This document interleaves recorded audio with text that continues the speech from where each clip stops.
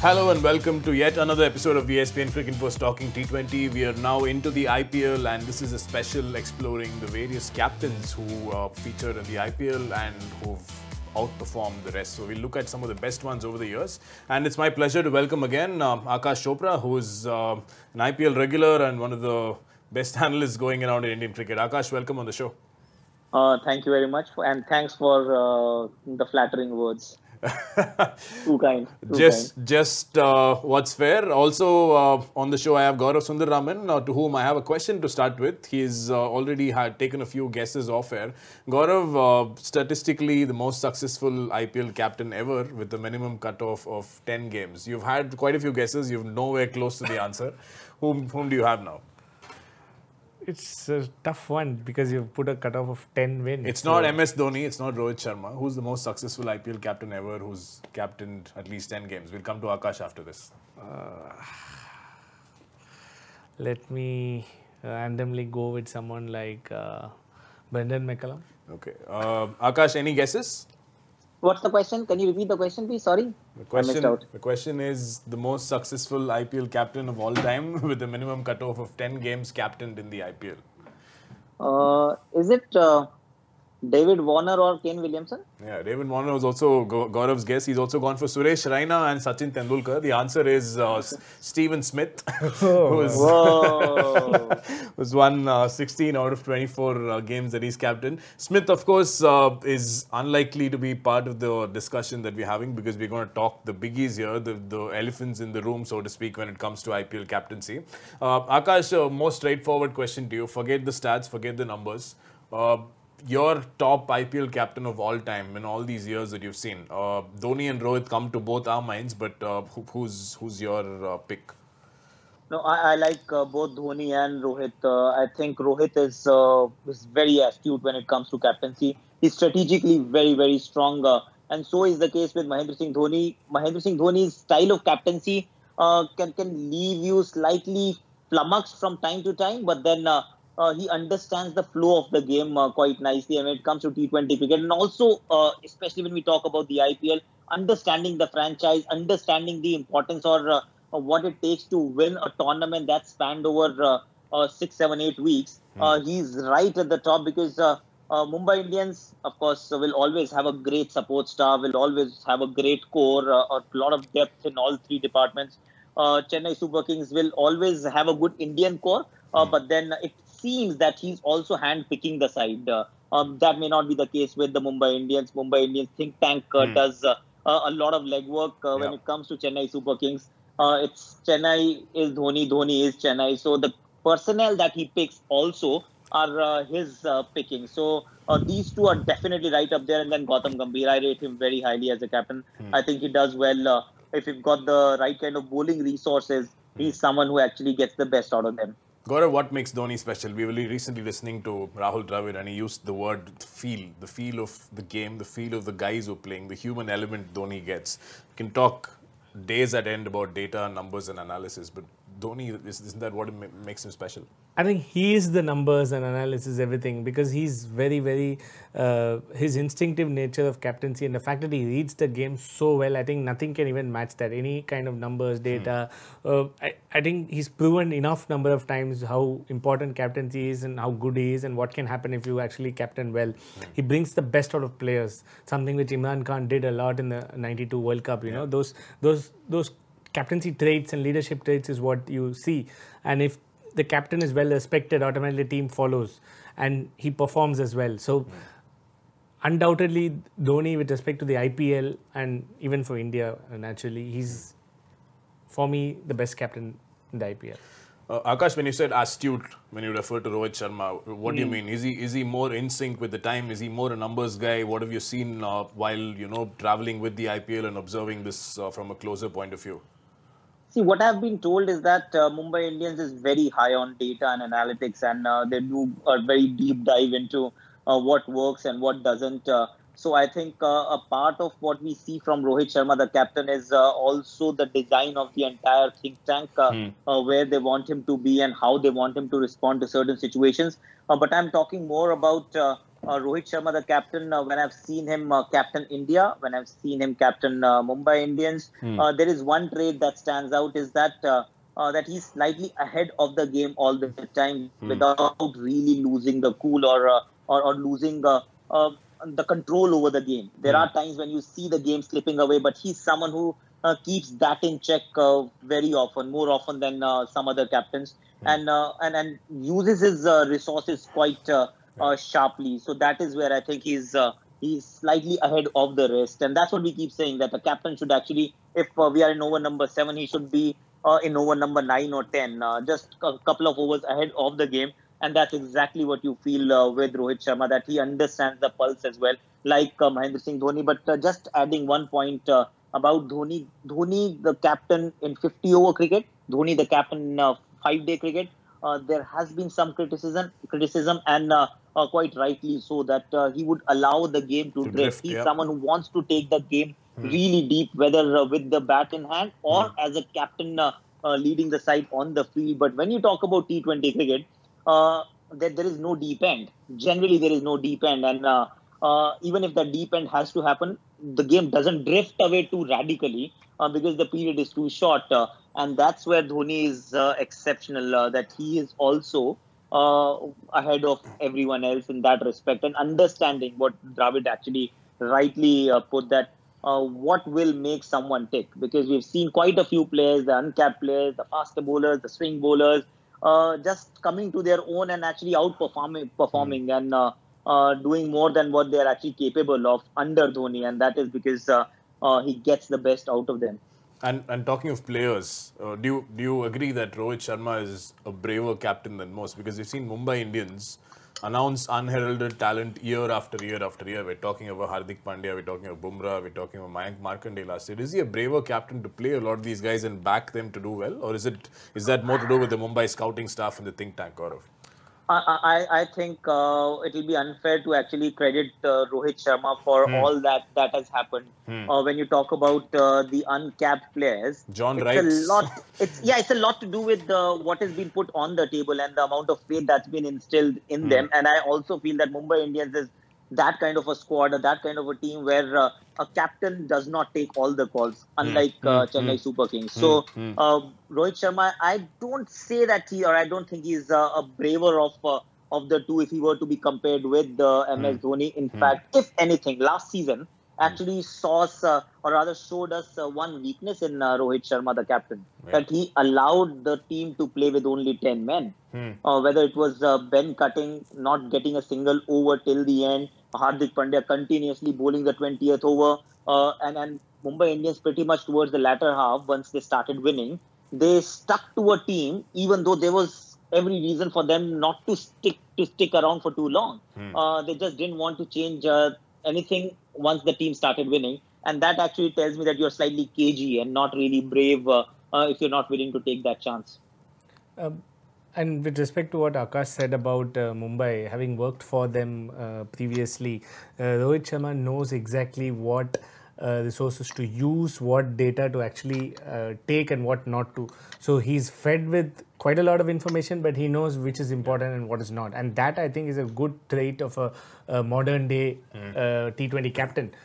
Sometimes you're fed too much information and you get confused and you don't know what to use. So if you're smart enough to actually understand what actually makes sense and remember that during a game, that's also a hard part. All these meetings happen separately, happens the previous day sometimes. So you need to know exactly the moment to actually use that information. So those are things which he does very well. And time and again, we've had a lot of case studies where it's worked for them.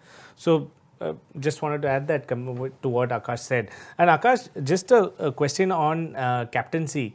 So how important it is to take the opinion of recently Rohit said that I think nobody was talking to the bowlers. I think in the Netflix series actually which came out, I was watching it, and in that he actually says that a couple of matches nobody actually spoke to the bowlers during some key moments, which ended up their team losing. So what I wanted to ask you is, how important is the captain's job in communication with, say, the bowlers or a very young guy? Very critical, because when you talk about a younger guy, of course, he's looking up to people that what to expect and what am I expected to do, because there is every chance or reason for you to get completely overawed and just taken up by the emotions of the entire thing. So clear communication, shorter and very clear communication is what is desired at that point in time. Or you do want to leave some people to their own devices. I wouldn't go to Jasprit Bumrah or Lasith Malinga because I want them to do what they actually do best and trust their instincts and their knowledge. But when I'm dealing with, say, Hardik Pandya, even now with the bowling, I'll say, okay, fine, I've got a plan. I'll listen to him, but I do have a plan, and this is my team plan. So this is what you do, because against this guy, no matter what you think you are capable of, I think personally that this is a better plan, and you go with it. Same is the case with a Mayank Markande, because of course he's still a greenhorn. So captain, I think, plays a critical role with regards to what kind of communication is passed on to an individual, and more importantly, at what time. Aakash, just combining the last couple of points that you made. Firstly, on Dhoni mastering the T20 format and not being as good in the longer ones, especially for the national team. The converse of that case is that of Virat Kohli, who's been leading RCB for a while. He's come under quite some criticism in recent times from the likes of Gautam Gambhir about whether he's lucky to retain the captaincy, etc., etc. But why do you think Kohli's not succeeded? And he's of course made it to an IPL final. Why do you think he's not lifted an IPL trophy yet after all these years? First, I think that their whole team selection has been flawed. So as a captain, it's critical for you to have to surround yourself with the kind of team that will eventually lead to success. I strongly believe if you are a busy India cricketer, there is only so much of bandwidth available for you or available to you to now invest in an IPL franchise. Some may have more, others may not be as blessed. So when you talk about a Virat Kohli and the amount of workload that he actually takes on with the passion that he follows every single interest that he has, I think the reins of the team were given to wrong people. Wrong in a sense that their whole thought process, their selections, because they lost half the IPL, half the time on the auction table itself.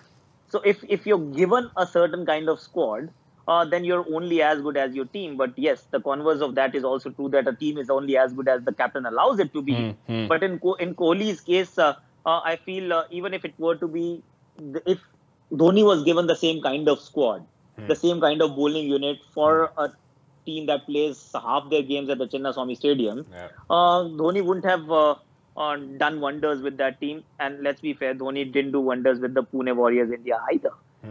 So that's the thing in the end. But yes, while I've spoken about the personnel or the lack of them, Virat Kohli, the captain, also has been in a work in progress. He's not one of the best captains that you would come across in the IPL or otherwise. And that also reflects from some of the decisions that are taken on the field. Once the team has been picked, who do you go with? The number of, rather the bowler that you choose to bowl a certain number of over, that really kills it. So for me, Corey Anderson bowling to Mahendra Singh Dhoni over number 16, 18, then 20th at the Chinnaswamy Stadium. Well, you could easily stand in front of a truck and commit suicide. So it's like that. But they did it. So certain decisions, of course, left a lot to be desired. One small correction to what you said, which is the rising Pune Super Giants, which Dhoni led. Pune Warriors, of course, led by the most successful IPL captain of all time, Steven Smith. Correct. Sorry, sorry. Pune franchise, let's leave it at that. Yeah, just coming back to you, Gaurav. There's one theory that is quite talked about in general when it comes to Kohli's captaincy, which is that he's grown under the tutelage of Dhoni over the years for India, whereas in RCB he doesn't have that luxury, which is that oftentimes you see Kohli going and feeling in the deep when Dhoni marshals the resources within the circle. That's what we see on TV at least. Here, if he does that, he's got an AB de Villiers and recently he had a Brendan McCullum for a while. That's not exactly the same as having a Mahendra Singh Dhoni within the circle. Do you think Kohli's shortcomings in the IPL have anything to do with this main, the elephant in the room here being Dhoni not being around for his franchise? Not really. I don't think that is something which Kohli obviously wants all the time. He can't get Dhoni all the time in the Test cricket format, especially. He doesn't have that luxury.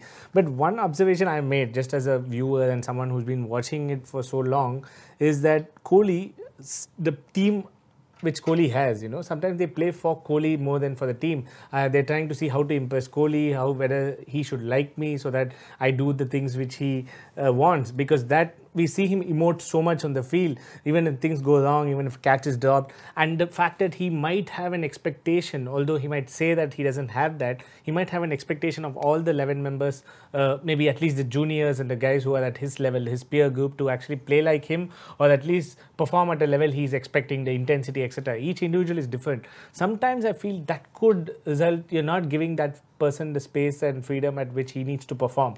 And maybe that's where the coach comes into the picture. A guy like Shastri, who's been so well, doing well with Kohli, maybe the kind of person you need to actually tell a message to the other boys works in India, which is why Kohli's results are more successful for India. But when it comes to RCB, maybe everything is Kohli. A guy like, they have coaches who they've had Vettori for quite some time, and maybe he doesn't have that personality to actually overpower Kohli and go and talk to the boys or something like that. It's just my theory. I feel that it's more psychological and mental than actually something to do with the way he captains. Aakash, are we simply shooting in the dark and writing fan fiction here, or you think there's some legitimacy to these theories?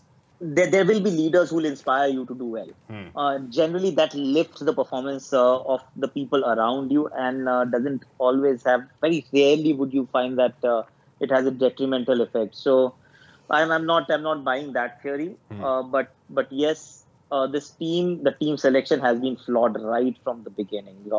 Very often we've seen a top-heavy side. A top-heavy side with very little bowling, limited bowling resources, nothing being done to address that. And even when they've tried to address, they've gone for the wrong individuals. I find strategically they've not been at par with some of the successful franchises, and therefore the results are just vindicating the same. Interesting. So we'll wrap up with the last couple of sections. One being to talk about the newer lot of captains in the IPL. There's Dinesh Karthik, there's Ajinkya Rahane, who promised much in the one-off test that he led against Australia. But of course, this is a completely different format. But when it comes to T20 tactics and being counterintuitive and speaking out on the game and being a thinker of the game, Ravichandran Ashwin has said quite a lot in the past, but he's not really led teams as often until recently, until last season. Aakash, what do the first signs tell us? Because like you said earlier in a previous episode, Ashwin's Kings 11 actually started off quite well in their first season. Well, see, you want to see that a captain obviously just leaves an impression that he's one, in control of the things, two, he's slightly ahead of the game, three, he doesn't get flustered, and tactically really strong with regards to what to do and when to do things. So Ravichandran Ashwin, if we were to talk about him specifically, I think he started all right, but then Ashwin the bowler, I thought, started taking precedence way too often. When to bowl himself is a question that should not be addressed as on priority. What is best for the team is what should actually be presented right at top. And also there was another feeling that I got, that he wanted to be a little different, and therefore didn't really stick with one thing for too long. Didn't really allow if you were to experiment with something, just you've got to have some amount of faith in your own experimentation. Or don't be trigger happy, because as a player, if you're led by a captain who's trigger happy and you get dropped by the drop of the hat, just remind yourself that what will you feel? Will you be secure? Will you be able to do your best? And especially in a tournament like the IPL T20 tournament, where do you actually stand? And what's your thought and opinion on that? If you were in the other player's shoe, I thought he lost that track somewhat towards the latter half, where he was perhaps experimenting a little too much with his combination and who to bowl, where to bowl, and he ended up bowling in places where he thought was safe to bowl, and that happens very often with bowling captains. They end up bowling the safer overs and not the tougher overs. But that's just my opinion. I think Ashwin has it in him to be a good leader, but should he be the leader or should he be the sounding board? this season will tell us a lot more about it. Yeah, should be a great, interesting second season as captain for Ashwin, because I thought personally that some of the decisions that he took last time with the toss, for example, when captains were making just the same decision to chase Ashwin, I think once batted first and won a game. That's mainly because of Gale, but it's a gut call from the captain. Gaurav, Ashwin has played, of course, under two completely different captains in Dhoni and Kohli for a long time. Dhoni, of course, in CSK for a long time, and then India. Do you see traces or elements of them in him, or do you think he's completely his own man when it comes to captaincy, like Aakash said? I think he's his own man, and I think he's calm. That's a good quality, and he's trying out new things. And I think his first time he's got to captain in such a big platform, and maybe he did get excited about that opportunity, and it did work. Like Aakash said, first 6-7 matches they did do well, and maybe if he had gone on to win that season or had done very well, maybe we would have spoken differently. So maybe this is another chance for him to prove his abilities, and if they do well this time, maybe that's how you need to captain a T20 team.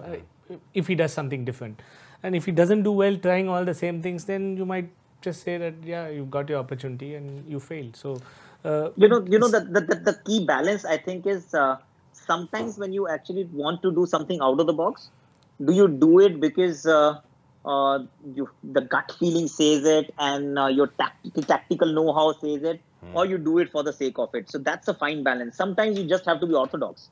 The game will take care of itself, provided you allow it to run in the same fashion. So that's where someone like a Dhoni or a Rohit Sharma, they're astute, and they're, of course, wiser and more experienced.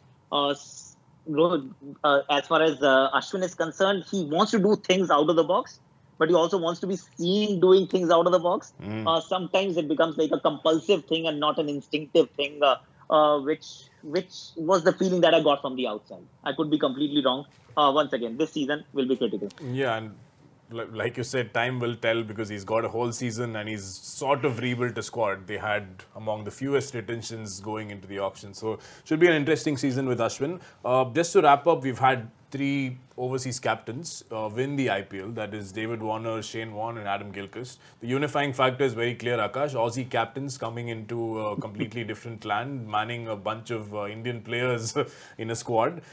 Something special about them, or have we not had too many other nationalities captain the IPL?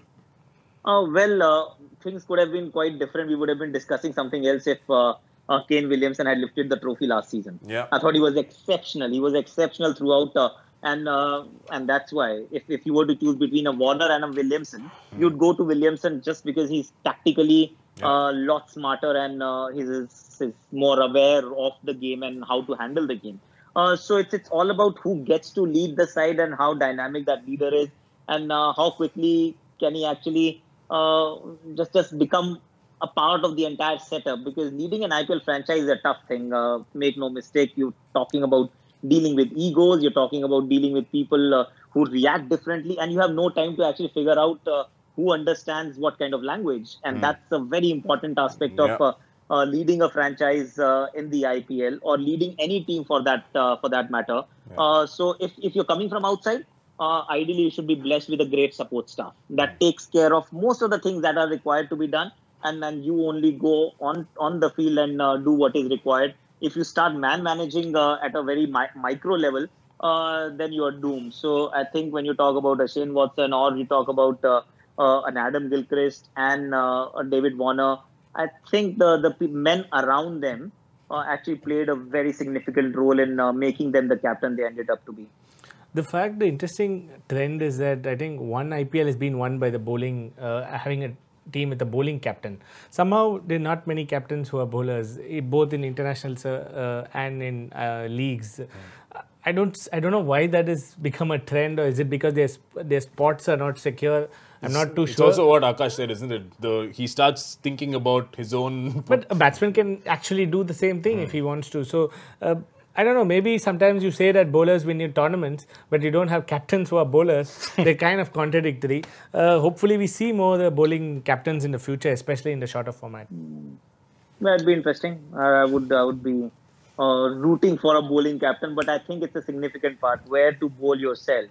And when there's a huge question, at times you your judgment tends to blur when it comes to your own bowling and understanding quite easily that these are the easier overs to bowl. You can fool the world, but you can't fool yourself. You definitely, as a bowler, as a captain, know that this is one over where I can actually get away. And I'm not feeling too good about my own bowling today. So I might as well take the easier route.